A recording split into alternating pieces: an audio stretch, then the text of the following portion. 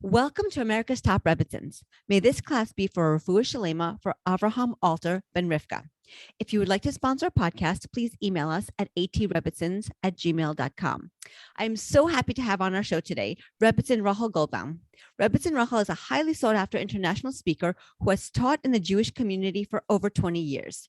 Her effervescent joy and engaging style has drawn many to her classes and lectures, focusing on topics of parenting, self-development, marital harmony, and intimacy in the Jewish home. In addition to her teaching, Rochel is a dating and relationships coach. We are so glad to have you here with us today. Please tell us more about yourself and what you do. Well, that would take a full hour, so I'll have to condense it down. When people hear my schedule, it raises their blood pressure. I guess in a nutshell, I would say that I love making connections. I love connecting women to each other, to themselves, to their husbands, to their children. I love relationships and the art of relationships. I'm the daughter of a marriage therapist, so I think it was like in my milk growing up. And my parents had their own amazing journey to Judaism and learning. And so I think just, my environment and my nature all led to the things that I'm doing today. My favorite topic, I would say, to speak about is mikvah and marriage and intimacy between the couple. So those are the areas that I tend to do a lot of my speaking about those topics. And that led me into teaching kalas, teaching brides, teaching other women how to teach. So I run a kala teacher training course. Oh, wow. And I also became a dating mentor because what I started to see was that the kalas were coming and they either didn't date properly or hadn't made a great choice. And I thought, isn't it better to be proactive than reactive? And so I started to work backwards. And I was working at that time in a sleepaway camp called Marava, which is in the Midwest. It's 500 girls. And I was very involved with the senior staff and some of their dating sagas. And, one thing led to another. And eventually, after about 10 years, I developed what's called the directed dating approach. And I've made audios for the Nussi Project. And I also train now dating coaches. And it's something that I love to do, and I love to watch relationships develop and give people knowledge, because knowledge is power. For sure, 100%. Wow. And it sounds like you're really working with so many people and you're improving lives. Think about it. If you can get the dating part right, then you can get the marriage part right, and you continue to work on it, get the family part right. It's really amazing. And you affect generation after generation, so it's really very powerful. You'd be surprised how many dating skills are marriage skills. Yes. And are parenting skills, because at the end of the day, relationship skills are relationship skills. So it slightly differs, but not that much. Right. Oh, I totally agree. And we're going to try to get into some of those today. So I'm very, very excited. As you mentioned, one of your areas of expertise is marital harmony. And we really all want to be in a healthy and loving marriage where the husband and wife help each other and work together to raise a family. Unfortunately, things don't always go as we want them to, and couples often get into disagreements. And today I'm hoping that you and I can restore peace to family homes all around the world by trying to resolve conflict in marriage. One big conflict that tends to arise between a husband and wife is how to raise their children. Often the husband was raised by his parents in a certain way, and the wife was raised by her parents in a completely different way. So they're approaching parenting from two opposite directions. How can they decide what is the best way to raise their children? So, it's interesting. Whenever I give a parenting class, and I've given many parenting classes over the years, the first question is usually, how do I get my kids to stop fighting? The question usually is, well, what about my husband? Because he has a very different way of parenting. And I always smile and I just say, raise your hand if you think your husband has a different parenting style, and every single hand goes up. And it's very validating. It's very calming to know that it's actually supposed to be like this. Okay, this is by design. Wow. Sent down a child into a home that has two parents, one male, one female. So what was he thinking? Okay, so right away, we know there are going to be inherent differences. Right? One of my clients just gave me the best line. She said to me, Rochel, I realized the most important words in marriage are not "I love you." They're "that's different." So this is really where I want to go with this. I think that if we understand marriage, then this becomes a non-question, because what is marriage? Right. It's taking two very different entities on purpose, by design, taking a male and a female, two people who are inherently different in every way, biologically, psychologically, emotionally. Like you said, different habits, different homes, different styles, different communication skills, different ways of handling stress, different ways of handling money, which, I'm sure we'll talk about at some point. So, you're taking two different individuals with different ways of doing pretty much everything. Yes. And you're putting them together into this space called marriage. And that's beautiful, actually. That's on purpose. So if I were to have a big dining room table and I wanted to move that table from one room to the next, so I said to you, Vera, can you help me move the table? And you said, sure. So you come to my side of the table. Is that going to be a help? No. Are we going to get the table very far? Not really. No. Okay. But if you go to the other side of the table, how's that? Much better. Easy. It's going to balance out weight. It's going to make it really easy to move the table. Okay. So when we look at marriage this way, right, that we are living with someone who is on purpose different than us, so that we can create a more balanced home, a viable life together, right? We could create a home that's balanced, that works, that's harmonized, that's synchronized, that has symmetry, right? That's beautiful. Balance is beauty. That's the beauty. So I always tell my women, stop fighting the differences and start delighting in the differences. When we recognize that this is a cause for celebration, and we even name it and use humor. Oh, wow, you do that so different than me. You're so different than me, and I love it. Wow, such a different perspective. Here I am using the word different. It's so different. It's so beautiful, because yes, you're right. Normally we're bumping up against our husbands because they're so different and we want them to be on the same page, but we're not embracing the strength of their difference. Exactly. I mean, what is the root of all annoyance? Whenever you're annoyed with someone, what is the root? They're not agreeing with what your point of view is. The bottom line is they're not acting like you. They're not, right? They're not thinking like you. They're not making the choices you would have made. They're not responding like you would have responded. Now, when I'm speaking in front of 200 women, I say to them, who here would like to be married to themselves? Probably nobody raises their hand. No. Usually I get one lady who raises her hand. But nobody raises their hand. They laugh. And then on the other hand, that causes so much annoyance. But no, it's what we want. The reason we married him is because he was refreshingly different than us. So, we want it and then we fight it. We're funny. We're funny human beings.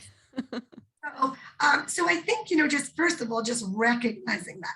And then recognizing that Hashem on purpose placed children in this situation so that they can see two different drachim, two different ways of doing things, and make good choices. At the end of the day, our children have bechira. I know we don't like to think about it, but they have free choice. And we want them to be able to make good choices, but they're going to make their own choices. And so we can also, we want to teach our children, we want to model for our children. And one of the things that often we forget about modeling, we're so worried, is my husband doing this? And what is that going to teach the children? what about teaching the children acceptance, living with differences, right? What about teaching the children the only thing you can really teach them, which is how to be married, right? In a beautiful way, how to take two different people and use those differences to work together instead of letting them come in between the two of you. That's also teaching your children something, right? And often we forget about that. And I very often point that out to women who are asking me about, chinuch differences. Once we have that mindset, okay, then we can get to the more practical, which is, look, of course we want the more unified we present as a couple, the better it is for our children. So if we focus on our common goals, meaning me and my husband, right? It's true that we're different, but we did date. And in the dating, we spoke about hashkafa and perspective. And we decided that we, I hope, shared common values and goals. And we all can find that common thread. And really, when it comes down to it, two healthy people want the same thing for their children.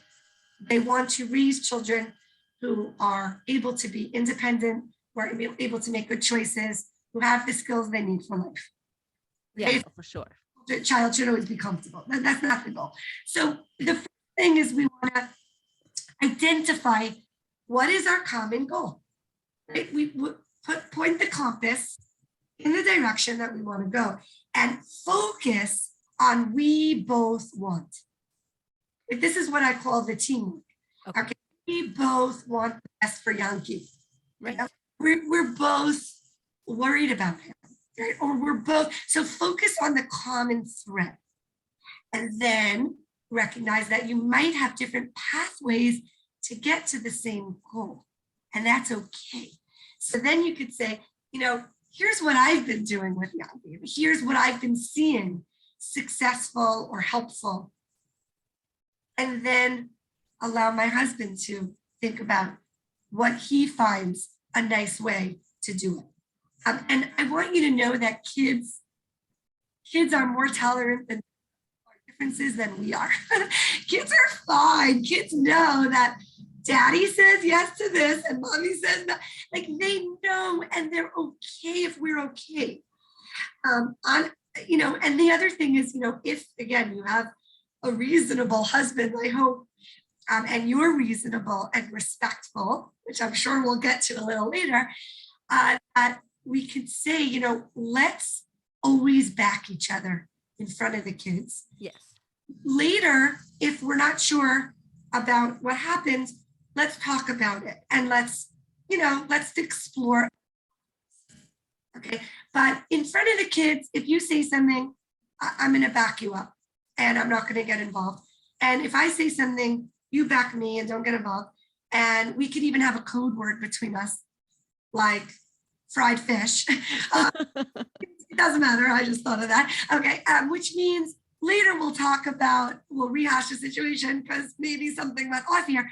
But let's, in front of the children, very important, just back each other and show them that even though we don't have to agree with someone, we can respect their opinion and their approach.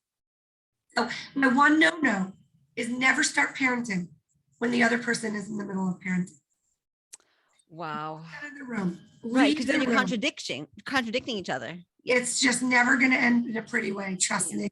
Okay, and yeah, your husband feels disrespected. All your kids saw was argument. Like it's not a good, like there's nothing good comes out of that. So if you're very triggered by something that your husband's doing, and again, I'm not talking about something that compromises their safety, just it's not your way, it's annoying, and you feel it's really the wrong path. Walk out of the room, go take a shower, go to the bathroom, call a friend, do something else, go bake cookies. Just get out of the way, let him parent. Don't start parenting him while he's parenting your child. That is just my number one no. Very bad trap that we fall into sometimes. Yes. So we think our way is the only way. Right. Don't we all, like, everybody should be doing it our way. I know. Yeah. Our way is one way. Yes. It's that we have to keep that in mind. This is for sure. 100%. Yeah. It solves a lot of problems when we don't always jump in with my way is the right way. It's for sure. Yeah. Okay. So let's talk now about a couple who has been married for a few years and already has a few children. Sometimes the mother stays at home with the kids while her husband is at work all day. She's cooking, cleaning, taking care of the kids, driving everywhere, running errands, organizing play dates, volunteering in the community, and doing 10 million other things.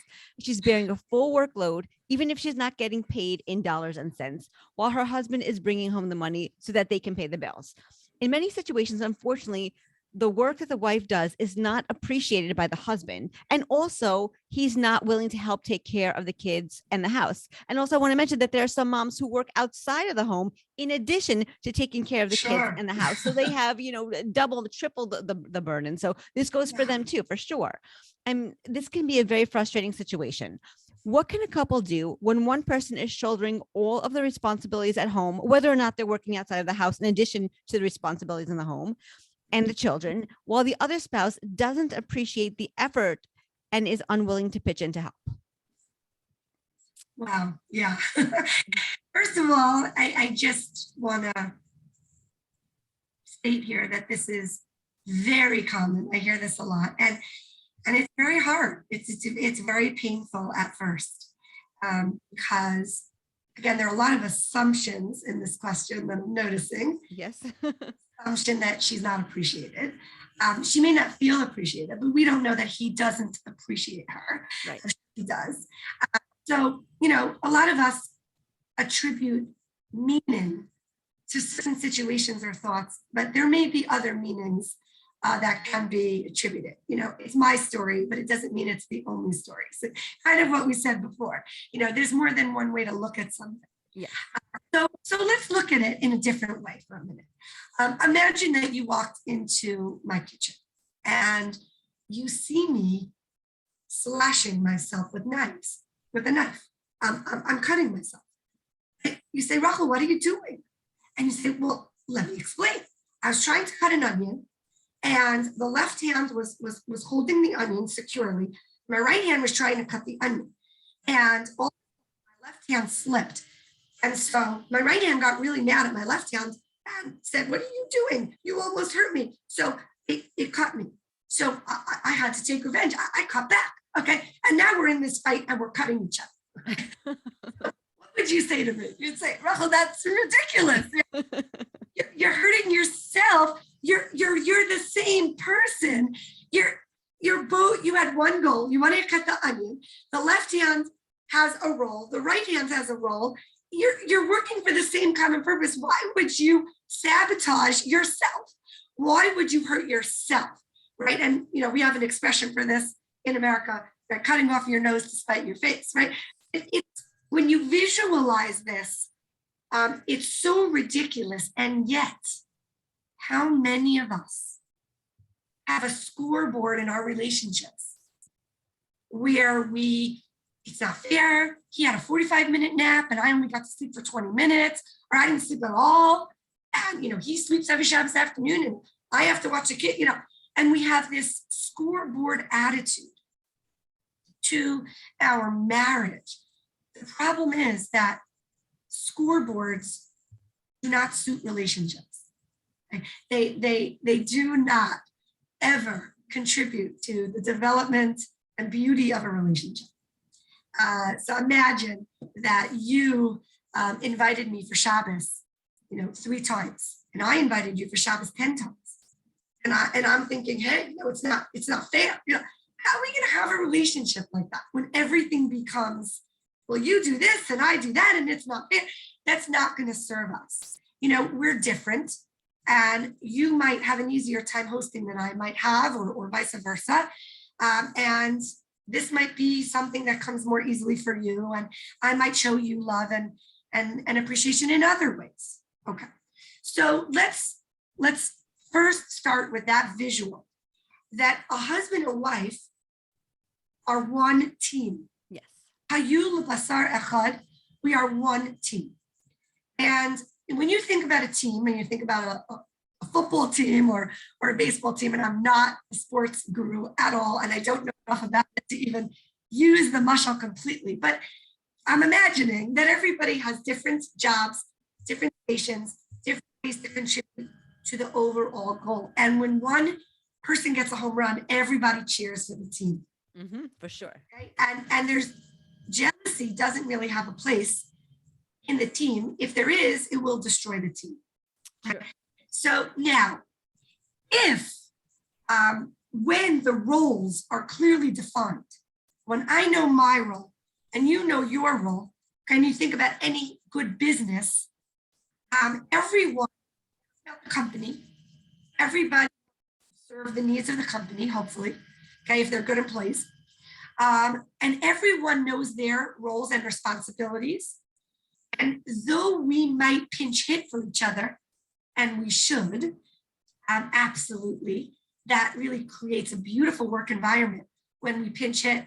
You know, somebody's out, I'll cover for you. Somebody's sick, I'll cover for you. Someone's in a meeting, I'll answer the phone for you. You know, there are reasons why we pinch hit for each other. But ultimately, if people don't know where the buck stops and what the ultimate responsibility is, it actually leads to confusion and the business is dysfunctional. So for example, if nobody knows who is the final say on, you know, whether or not we could approve the mortgage, right? Who has ultimate professional judgment on that, then that could cause a lot of problems, right? People overstepping each other, people, nobody doing it, nobody taking responsibility, right? So nobody would run a business where there weren't clearly delineated roles. So Judaism gives us roles. Yes. And it's so that we can have shalom, so that when there is a conflict, we know ultimately how we defer, okay? Just like if there's a male and female in a home, right? It defers to the female to light candles, okay? If a man is by himself, he lights. Yes. When we say it's a woman's mitzvah, we mean it defers to the woman when there are two people, when there is a choice, okay? So now, let's go back to this example. So the roles are, the man gives the woman a ksuba, and it says in there, I will provide you with 3 basic necessities of life. I will provide you with your 3 main needs. Okay? I will provide you with food, clothing and shelter, and intimate marital pleasure. Okay? Now, these actually are a combination of physical, emotional, and psychological needs. Okay? Whether a woman recognizes that or not. Every woman wants to be protected, desired, cared for. Now, that is the ultimate role. He is responsible for bringing in the parnasa. Yes. She is responsible for creating the space in which everyone in the family flourishes. Yes. The home.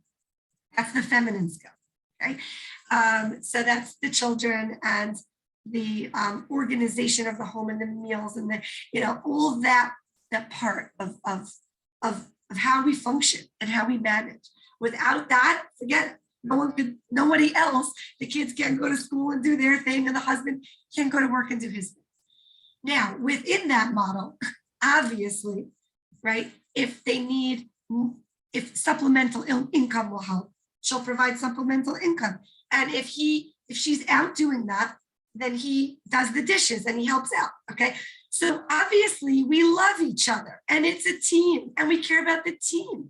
And if a wife is having a particularly difficult time for whatever reason, you know, she's an accountant and it's tax season, then her husband's gonna pitch in more. And if he's the accountant, she's gonna pitch in more because we care about each other.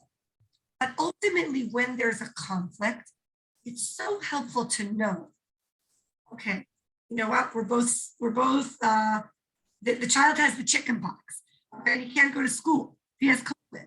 Who stays home? Okay, so ultimately, right? Like I remember we were both working, and this always became a conflict. My kids are sick. Well, who says your job is more important than mine? Why do you you could get into that, right? Right. And at the end of the day, I mean, obviously we made up a system between ourselves that we both felt very good with, that the first 2 days I stay home. And if it's anything after that, he stayed home. Okay. But whatever, that was how it worked in the early stages of our marriage. Now, thank God, I have a job that is flexible. He does not. He's a principal. He cannot miss school for anything. So I'm always the one that stays home, and I'm totally good with it. I'm embracing the role so that our family can function. Okay. And I think that when women recognize that it's not about fair, again, it's different. We're back to the different. Yes. Different roles so that we can function well. And if you want to feel appreciated, okay, 2 things. Number 1, look in the mirror. Are you showing appreciation for all of your husband's work outside the home? Are you really? Right?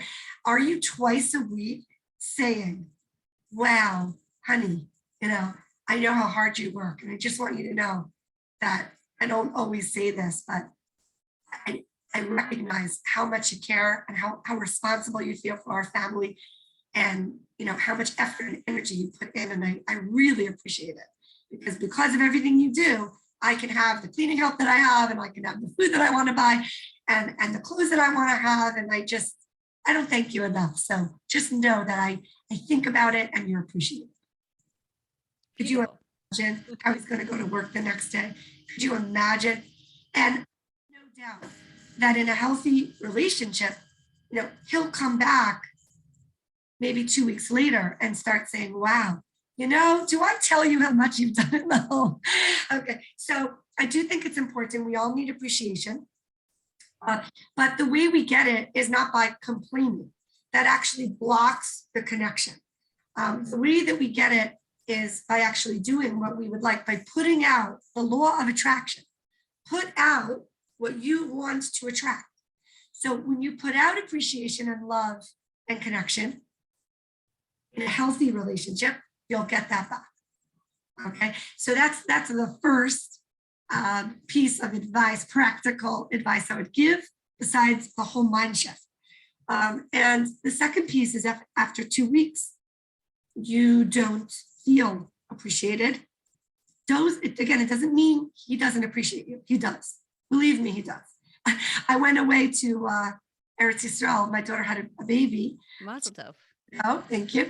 And I went to Eretz Yisrael, and I came back, and my husband said, Rochel, the hamper doesn't work. It didn't work when you were away. It's not doing anything. It's just sitting there with the same clothes I put in. Like, I don't know why it didn't work, Joking. And, it was his way of saying, like, wow, I realized another thing that just gets done without me thinking about it. I just think, I don't know, the hamper just empties, and then my drawer fills, and then my hamper empties and my drawer fills, right? So, it was so nice. I felt good because I felt that I mattered. I felt that I was appreciated. People need to feel that they matter, that they make a difference, right? So I think that if a woman says, really thinks to herself, what do I want? I want to matter. I want my husband to notice the things that I do. So let him know that. Say it means so much to me don't say you never appreciate me. That's bringing negativity in. But if you turn it around in the positive and say, it would mean so much to me, or it means so much to me when you notice, other people could tell me I'm a great homemaker, but it doesn't mean as much as when you say it. Right. And, I do work hard, and it's my pleasure, and I love it. And you work hard, and I admire that and respect that. And it would really mean a lot to me, be recognized, for all of the things that I do every day. A lot of women make a big mistake, and they think that it's kind of passive aggressive, but the way that they think they're going to get appreciation is by complaining about how much they did and how hard it is. That actually will trigger a shutdown in her husband, and actually won't make him want to avoid her even more. It will not pull out of him what you want to get. The pull comes from positivity, not from negativity. Negativity shuts people down. That is really key. You're right. You're right. As you were speaking, that's exactly the feeling that I was getting. The more positive you are, even if you're approaching a challenging situation, which you don't feel so positively about, if you approach it to the other person in a positive way, you might get a better reaction. I guess you attract more bees with honey than with vinegar. That exactly applies. exactly. Right. Right. Yes. So now the other thing I want to talk about, as you were mentioning earlier, is money. Kids and money are often the biggest causes for disagreement in a marriage. And we spoke about kids. Now I would like to discuss money. Regardless of a couple's financial situation, whether they are wealthy or not, they have to decide how to allocate their resources, how much money goes into the bank account for savings, how much they spend on clothes, vacations, groceries. And sometimes the wife is the big spender, but other times it's the husband and he's the one who's doing the spending. How can a couple come to terms with spending habits without destroying the marriage? Yeah, you know that the most common reason for divorce at least in the secular world, I don't know, is money. Yes, yes. So this is a very charged issue. Yes. Very charged. And I think just recognizing that is key.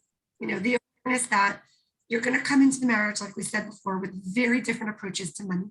Yes. I've never met a couple that has the same approach to money, ever. Maybe it's less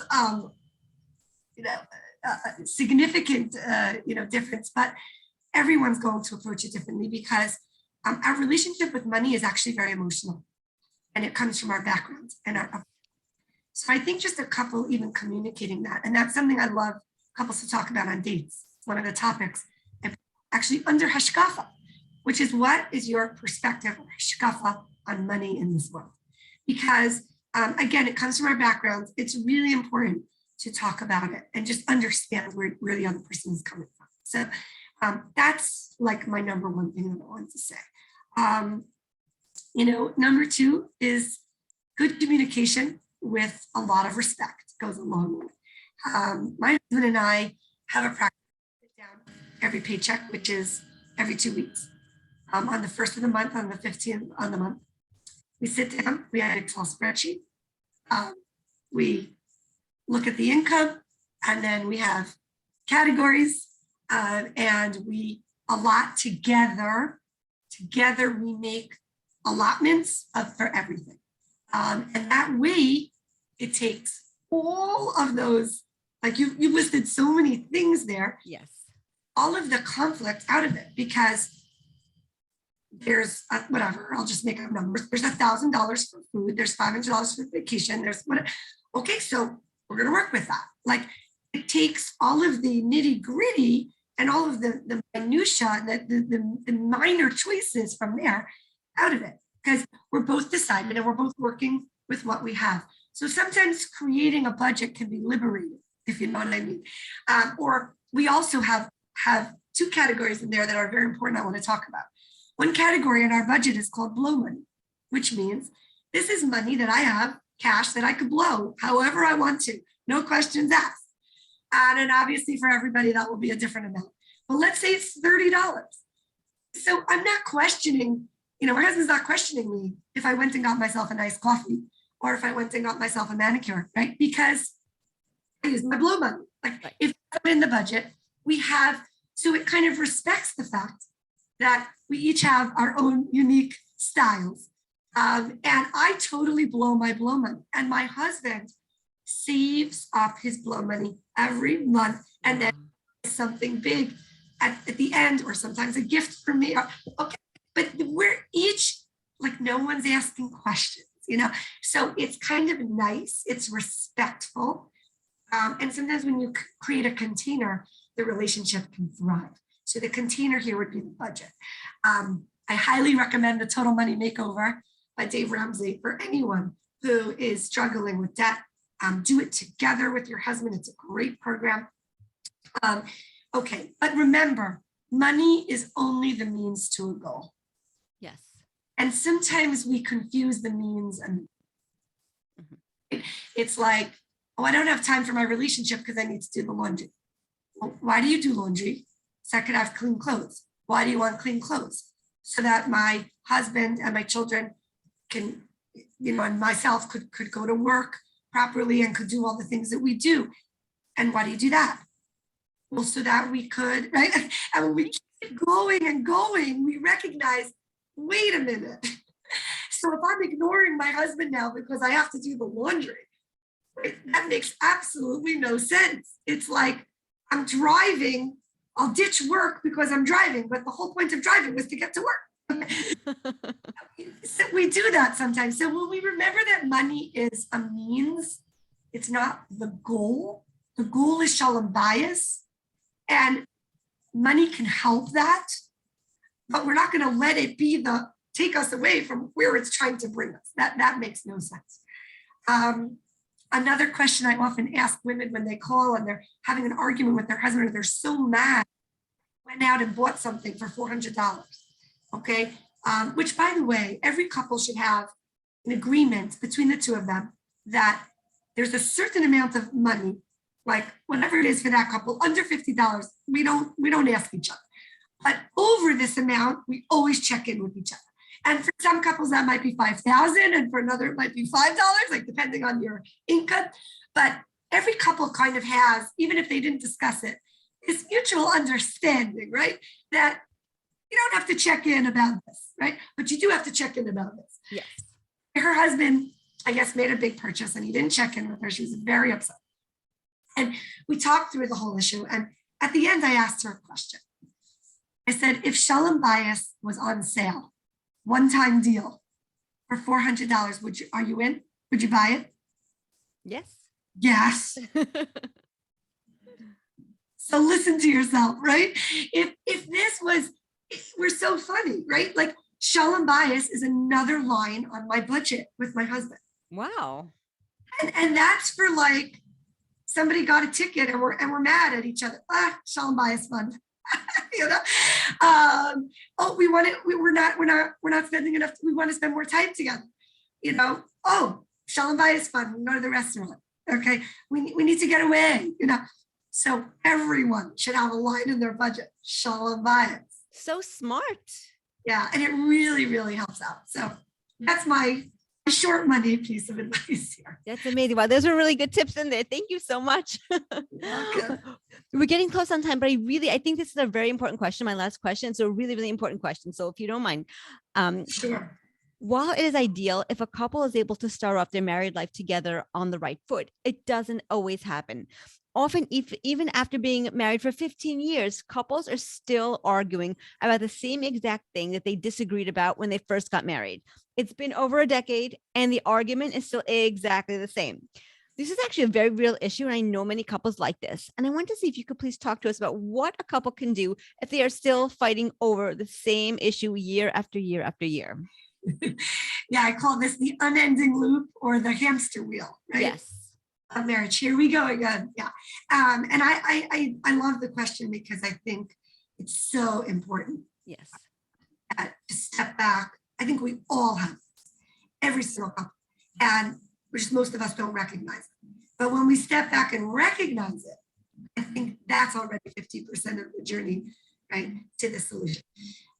So I want to give you a mashal here. Let's imagine that there's a door and it's not opening. So I bang my head against the door. It doesn't open. So I bang my head against the door again. Still doesn't open. Now I have a headache to boot. Okay, so bang it again. Now I have a worse headache and the door is still closed. Yes. Right? Eventually, what I want to do is say, wait a minute, this is not work. Like I'm doing the same thing. And not only is it not effective, it's actually giving me a worse and worse headache. And now I have red lines on my forehead. And now I have a bump, right? This is actually getting worse and worse. So I want to step back from the situation and find the doorknob. Okay? And this is just a really important perspective to say, wait a minute, what is the systemic issue here? Because we keep getting into this loop. So what am I going to do differently? Where is the nakuda, the point? that we keep hitting up against, that I want to go back and do something differently. I want to turn the doorknob. Now, in every marriage, every single issue like this is going to boil down to one of three issues. Number one, healthy boundaries, or what I call acceptance, non-acceptance. Number two, communication. How am I communicating what I want? Am I doing it in a positive, productive way? And number three, unmet expectations or false expectations, which leads to disappointments, and then that just is the cause of a lot of the negative energy. And for some marriages, they have all three of these. So whenever a client first calls me and starts with one of these scenarios, I'll always try to find which of these three. Sometimes I'll ask her. I'll say, these are the three. So whoever's listening to this podcast, maybe think about, identify which one of those, right, is the nakuda, is the main cause of your hamster wheel, right, or stuck where you're stuck. And then once we can start working on that. And that's actually what I do as a marriage coach. We work through and I help the women find a new way. I would encourage everyone to have a marriage mentor of some sort. It doesn't matter what the letters are at the end, to have another person to give you perspective and insight and just hold a space for you, a container, to create a container for you to kind of lay everything out.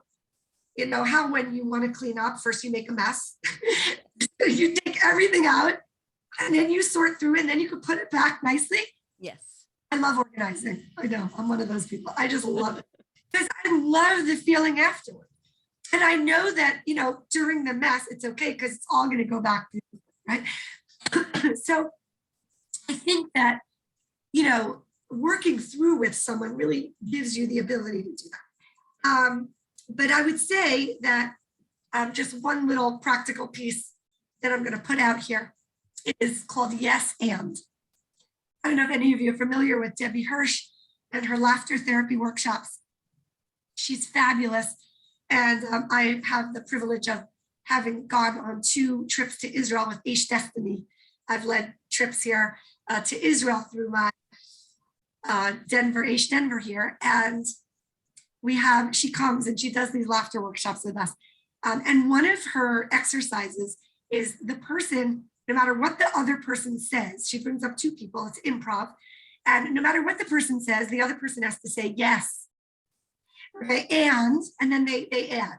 Okay, but you always have to say yes and. Okay. And that's actually a marriage skill. I don't know if she's presenting it like that, but this is the skill that I use in marriage. It takes 2 people to get into an argument. Yes. If you don't want an argument, you have control over that. Don't argue. How do you not argue? You go, yes. Okay. You listen to the point that your husband is making. That is true.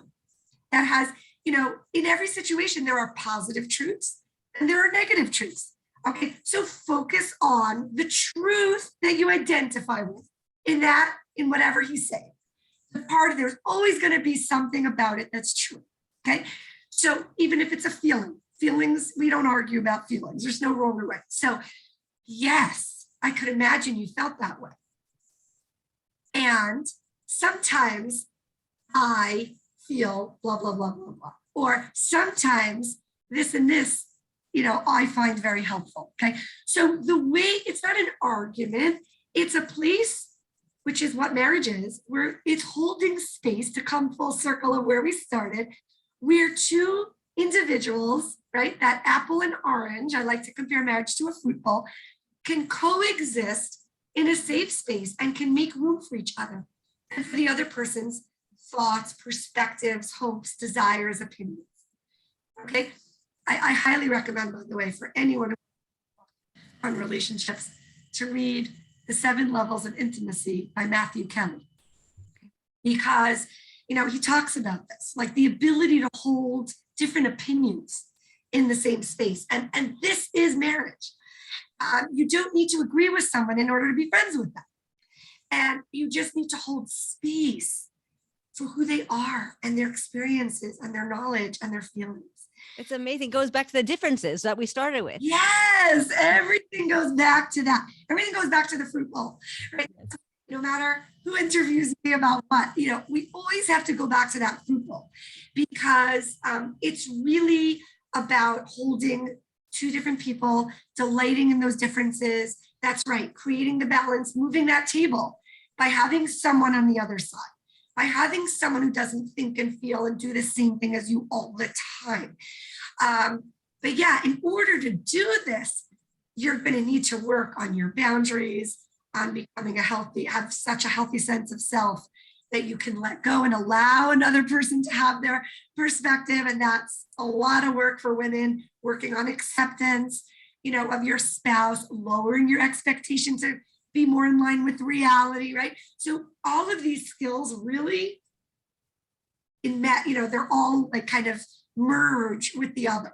But yeah, these are a lot of great things, that we're talking about here today. I mean, obviously, we have a short space to talk about, a workshop that Hashem gives us for 90 years, So, that workshop, that divine custom-made workshop called marriage, which we're in for 80 or 90 years, right? 120 minus how old you were when you got married is how many years Hashem gives you for this workshop. So we're not going to be able to cover, all of that in an hour, but, hopefully we touched on some good things, and a lot of good things, and a lot of concrete tips, a lot of tools that people can start implementing right now. So it's really, really amazing. And thank you so much, Rebbetzin Rochel, for joining us on America's Top Rebbetzins. We really enjoyed having you on the show. And I think that we all really learned a lot today. And may the learning we did today be for Refuah Shalema, for Avraham, Alter, Ben Rivka. Thank you again so much. Amen. Thank you.